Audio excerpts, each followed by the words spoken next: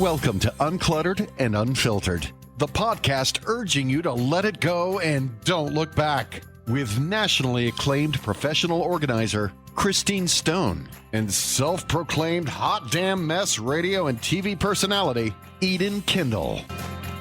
Welcome to our Valentine's Day special of Uncluttered and Unfiltered, the podcast where we say it's welcome, everyone's welcome, but if you're over 50, you have found your people. Christine Stone of Neatly Designed is a professional organizer. I'm Eden Kendall. We have a special guest we'll introduce shortly.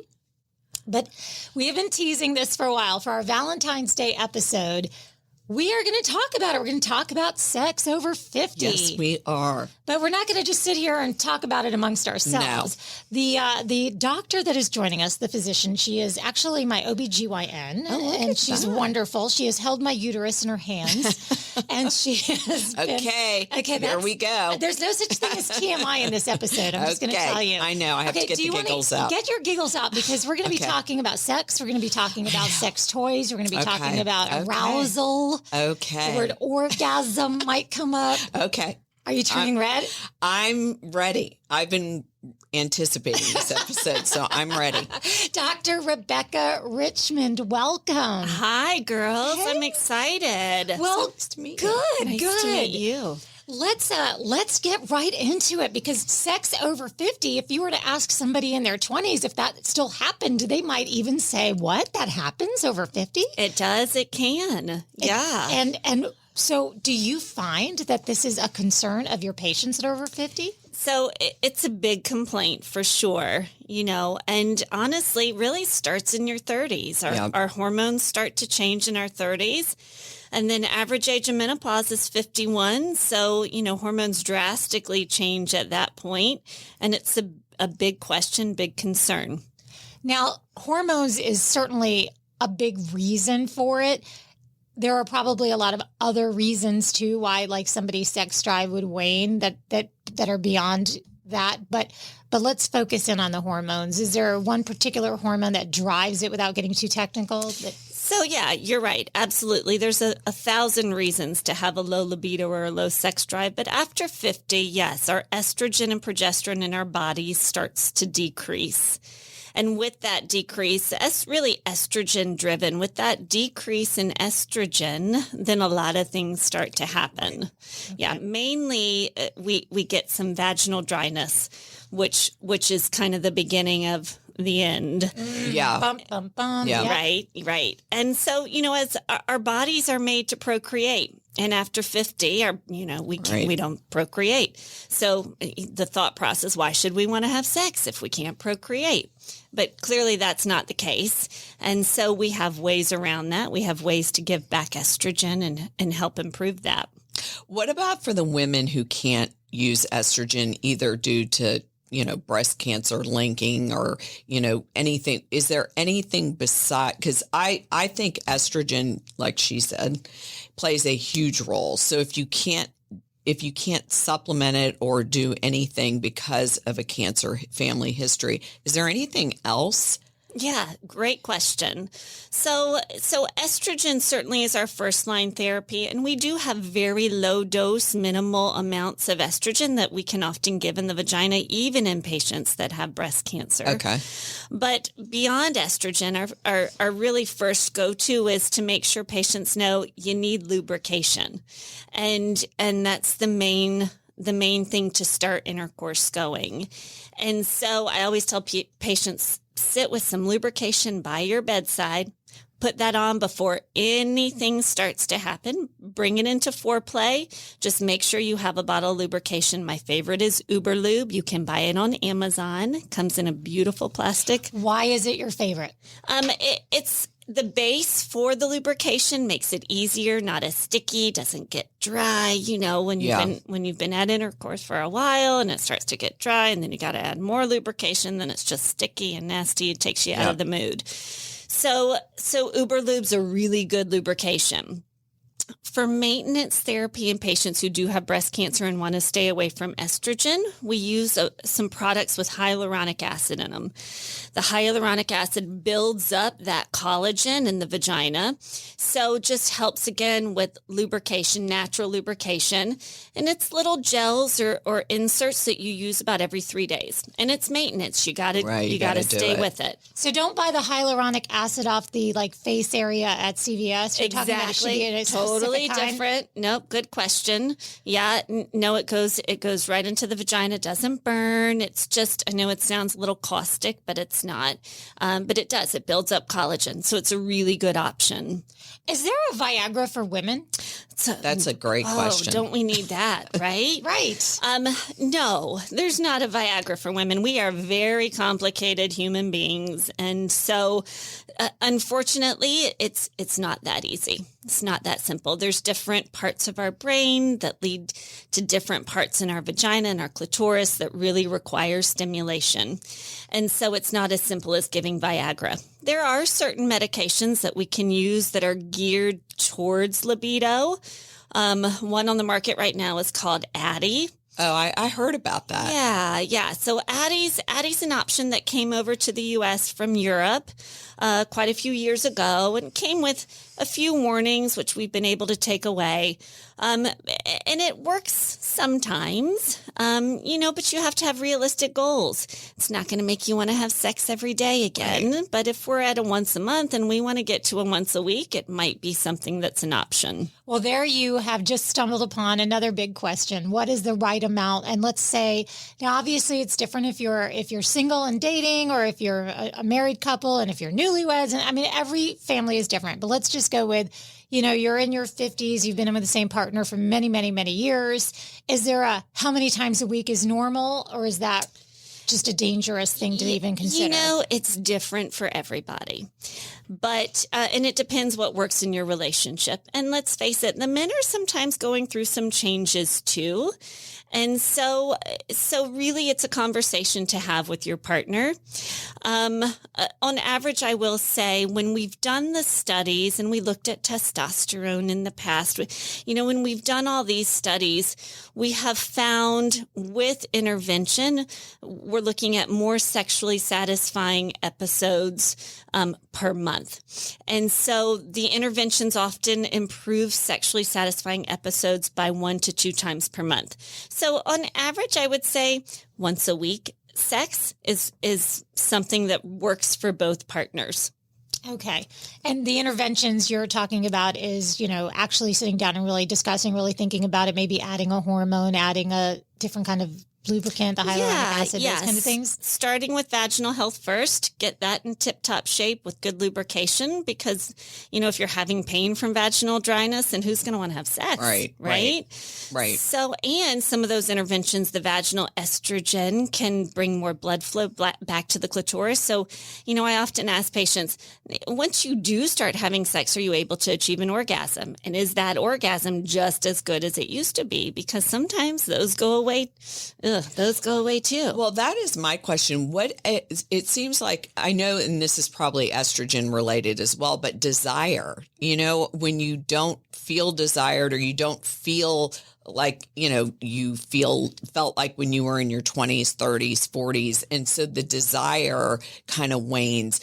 Is that also estrogen related, or is that mind related? So that's a good question. It's a lot. Yes. I would say primarily estrogen driven, but in our 50s, maybe we've been with our partner for a while. You got to still want to have sex with your partner. So if you reach that point where, you got to still like him. Mm-hmm. So that's the first aspect. So we do a lot of behavioral modifications, date night, have a few glasses of wine. Quite often I'll have patients schedule sex. So I always tell them, either Freaky Friday or Sexy Saturday, you pick one, and just know that we're going to have sex. Have your partner know this is the night. It's not that, oh God, is he going to tap me on the shoulder? Right. Is he going to want to have sex tonight? You know it. If Friday nights are for sex. And so once you know it, it kind of takes that pressure off of your partner, you know, because he knows they know they're going to get it. You know what to expect. And then sometimes too, as a woman, if maybe you're getting a little frisky and your partner turns the other way, boy, what a blow to our ego. Yep. So, you know, if you schedule sex, I know it doesn't sound fun, but that scheduled sex actually can help get that body more used to, okay, here we go. Yeah. That makes sense. It makes a lot of sense because sometimes if you then you don't run the risk of the rejection feeling the other days, you know. For either one of you. But so that's a little bit of the behavioral modification. Absolutely 100% buy a new vibrator. I tell all my 50-year-olds, you got to get a new vibrator. Okay, note to self. Let's talk about that. Let's talk about that. vibrators. Why do you do you tell that to your women of all ages that come see you? All ages. I love my little young girls who are just now becoming sexually active because no one says to the young girls too, hey, listen, sex is not about the boys. It's about the girls too. And I mean, let's face it, boys are pretty dumb. The clitoris is really high and they just, it needs to get, you miss it. You need to get that stimulated. So at a very early age, you need to learn how to self-stimulate the clitoris as well. So, and the vibrators are important because most of us as women cannot achieve orgasms with intercourse alone. So that whole G-spot thing that used to be in the 70s, they used to always talk about in movies and whatever, is that real? It's never been in any of my medical textbooks. Okay. Yeah, I feel like that's been overrated a little bit. I do too. I mean, because for me, I'm like, outside stuff is the best. Yeah, it's the best. Now there are nerves and everything that make their way inside the vagina as well, for sure. So, but knowing yourself how to stimulate, that's really important. And then the vibrators, that's what they're there for. And there's hundreds of different vibrators out on the market nowadays. And they're really fun to test and try and find the one for you. But there's some with some clitoral sucking mechanisms. Those are a bit powerful. And then there's some, the little pocket vibrators. That's all they do. They just provide a little vibration. But, it does a couple things. Gets you stimulated, number one. But number two, you tell your husband, I'm getting a new vibrator. Oh my God. That's that in itself is going to help your sex life. Oh, just telling him that. Just letting him know that. That's right. So, couple of thoughts I want to mention on that. Have you seen the show on Netflix, Grace and Frankie? I've Jane heard. Fonda and Lily Tomlin. Well, one of the seasons was all about how they invented a vibrator for women who were senior citizens because their arthritis was making it difficult for them to use. Funny. So they had a whole thing about that. Of course, I think they're in their 70s on that show.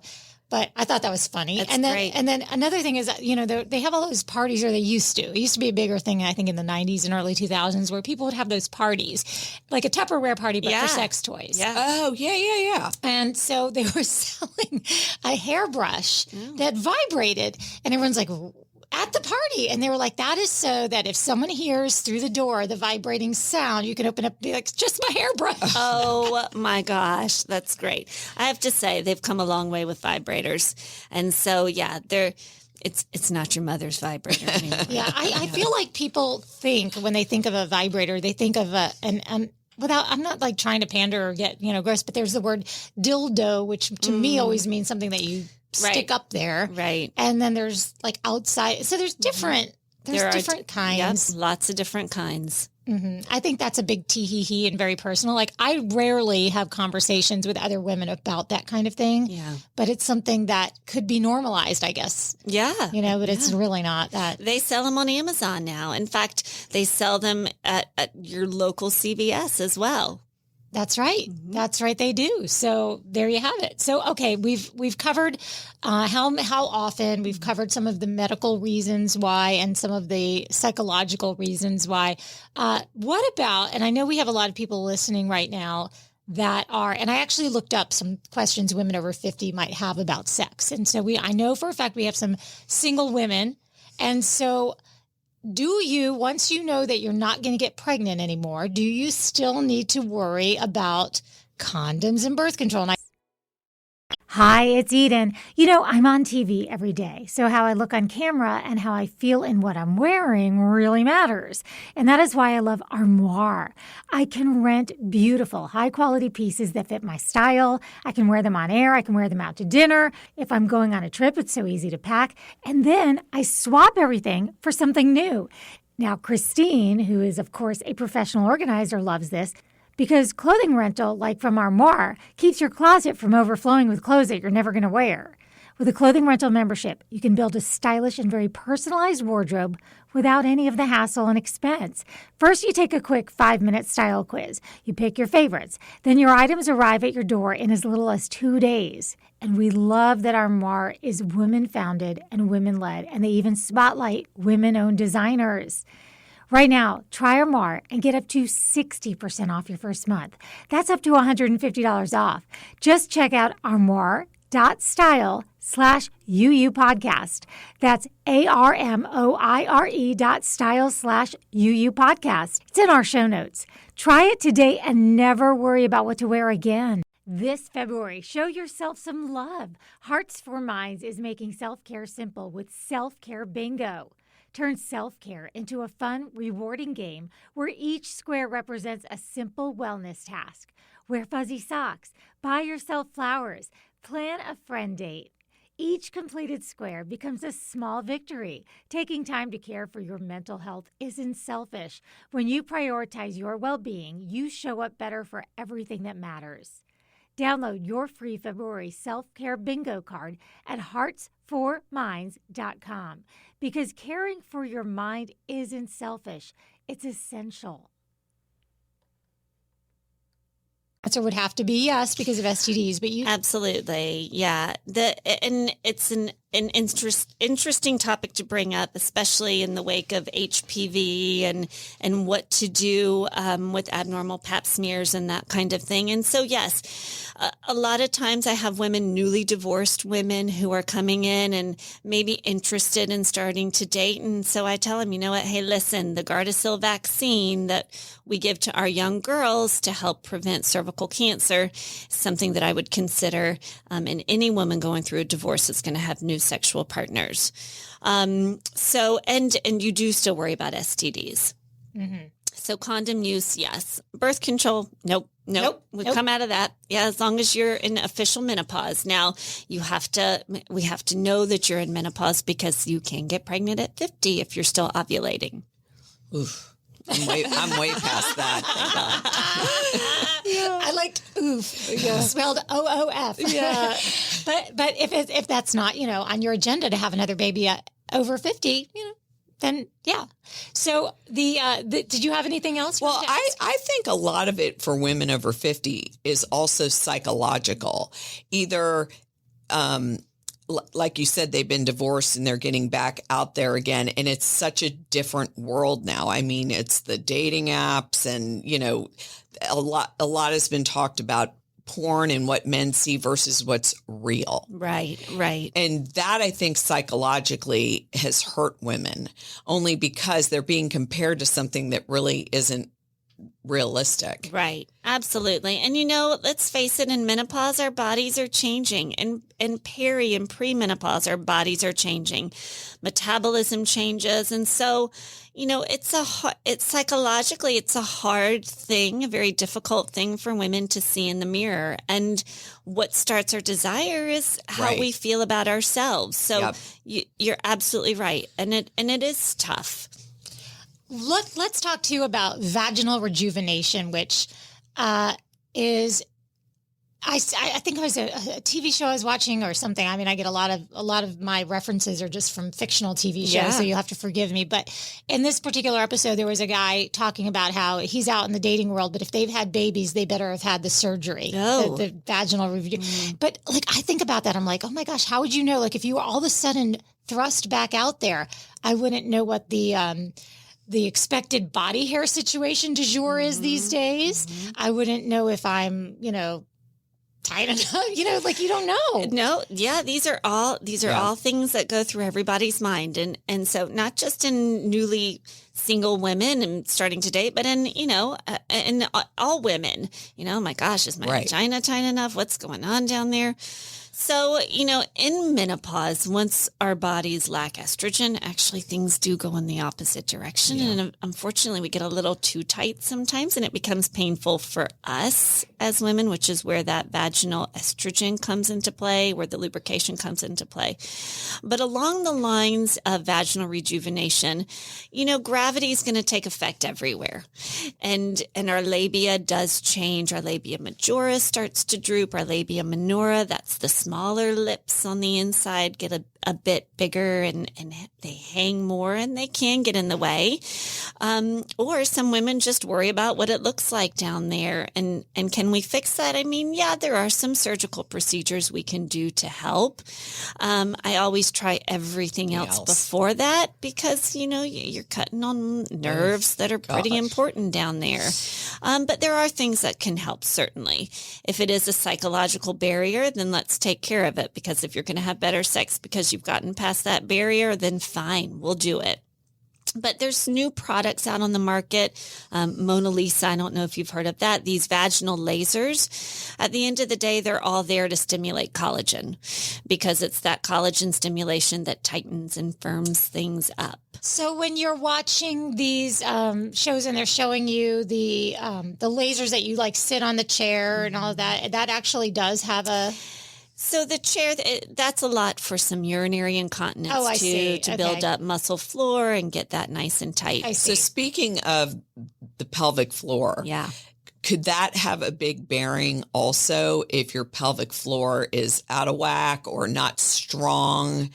Can that have a big bearing on sexual intimacy? It can. Now, again, if pain is part of the process and the barrier for sex, then yes, for sure. And, it's a vicious cycle. If you have pain when you have sex, then it affects your brain, and why in the world would you want to have why would you want to do something that causes pain? So the pelvic floor can play a role, and we do have great pelvic floor physical therapists here in Jacksonville that can really help out with that, and they get up close and personal for sure, and they use a lot of good biofeedback, but the pelvic floor physical therapy can help really work those muscles.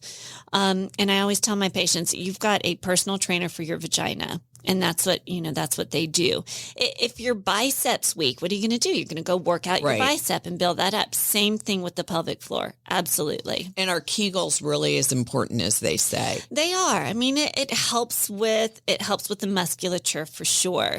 Kegels, it goes even beyond, Kegels, really. And there's some good biofeedback you can do to figure out which muscles to strengthen. Sometimes you can over Kegel, actually. And that can create a little bit of tightness down there that's unwanted. So there's a fine line there, but yes, absolutely helps. And one other thing, I know this is for women over 50, but if you've been married a long time and you have a spouse that's over 50, I feel like, menopause is a real thing. I don't think men ever in a million years will ever talk about it because they just won't.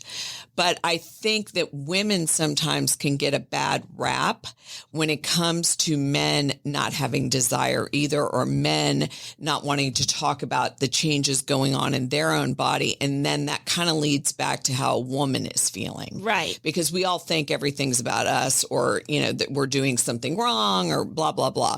But I do, from women of my own age, it's a thing. Yeah, it is. You're absolutely right. And so sometimes that's where that scheduling sex can help, because maybe they do need a little Viagra or a little help there in their department. And honestly, it's much easier to help that department than it is to help ours. Right. So, but they do have to have the courage to talk to their physicians as well.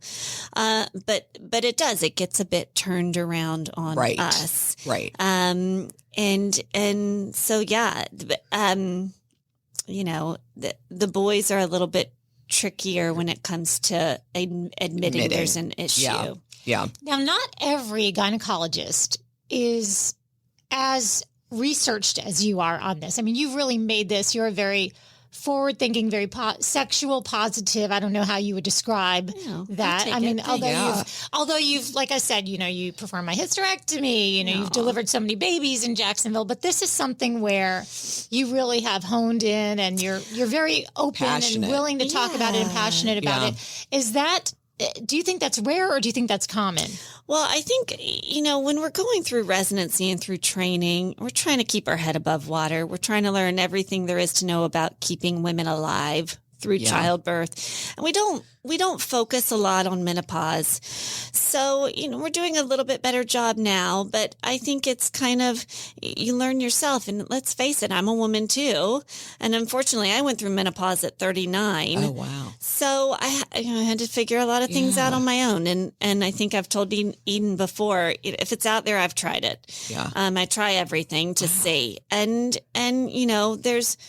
there's lots of different preparations that come with risks. Any intervention, you're going to have risks and benefits. Yeah. And I think testosterone's the new big one that everybody's hearing a lot about and a lot of interest in. And testosterone in high enough doses, it works. I mean, But do you get the side effects like the acne and the growth of the hair, facial hair? Yeah, the clitoris can get bigger. You can, which isn't, it's not a terrible thing to have a bigger clitoris if it works. But that can help. It can, the testosterone can help. Unfortunately, it's not FDA approved for women. Okay. So we don't have a formulation for women for testosterone. It was studied years ago. There was a beautiful article in the New England Journal of Medicine that actually showed some possible risks with testosterone. So we really, again, not always our first line therapy. But and it depends where you are in life. If we're in a new relationship in our 50s, or if, or if it's something that's affecting our sex life and affecting our marriage, then absolutely something we may want to try. Now, this may be different in our 70s or 80s. I have an 80-year-old though, who comes in very sexually active.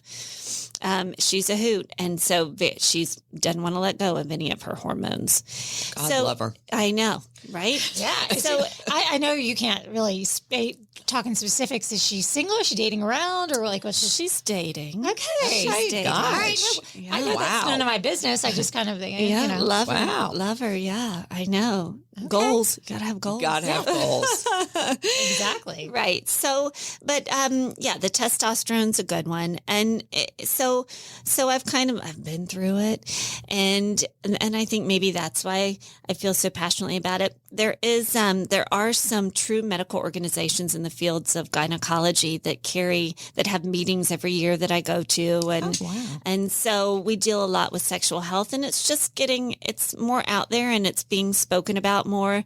And I think as women becoming more and more important in society, that it's getting a bit more studied and evaluated, and we're getting a little more help there. I feel, pardon me, fulfilled by this podcast. Because very interesting. I think interesting choice of words. No, I feel like we've checked a lot of boxes. Yeah. And at the very least, it might inspire someone listening to reach out to their physician or see what's available for them. See what's available, or, maybe feel more confident in pursuing some of these interventions. Right. I would caution some, because there are some stay young and rejuvenated clinics out there. Be careful. Yeah. Talk to your gynecologist. They should be well studied in these areas and able to provide benefit risk ratios to everybody. And you'll know if they're not. Like if you're in the conversation and it doesn't seem to be as expansive of a conversation as what you're hearing right now, if now that you know what the possibilities are in speaking with a physician who's actually put in the time and effort and passion to study it, now you have a basis for what you're looking for in a doctor to discuss this particular subject with. Right. And maybe set aside an appointment just for that, not as a physician's walking out the door. Hey, do you have anything for libido? Right. It's a great visit. And also I took away everybody's different. I mean, every age is different. Every woman feels different. Some people, like you said, may struggle with something and some women don't. I mean, everybody has different feelings going on or different expectations of what's going on. Married, single, divorced. Right. There you go. And in another episode of our podcast, we talked about Christine's mom in her 80s, and she's a social butterfly. Do you think we should sit her down and ask her? No, I definitely do not. I definitely do not. Something I don't want to hear. No, definitely not. Nope. Dr. Rebekah Richmond. And where can people reach out to you? I don't know if you're taking new patients. Certainly this wasn't about that, but where can people find you? I am at Beaches OBGYN out in Jacksonville Beach. Happy to take new patients. Okay, very good. And we appreciate that. And we close our show kind of the same way. We ask everybody to do all the things that you do with podcasts, like subscribe and give us 5 stars. And, if you mean it, if you truly mean it. And if you recommend to a friend, that's great. You can share this podcast with somebody specific. You might want your husband or boyfriend or partner to listen to this too. Yeah, this is a great Valentine's Day gift. And I know this is late in the game for me to bring this part up, but I feel like it should be said that there's a lot of this that applies to same-sex relationships as well. Absolutely. So I want to make sure that we put that out there as well. And having said that, it is time for us to say to you, you can let it go. And don't look back.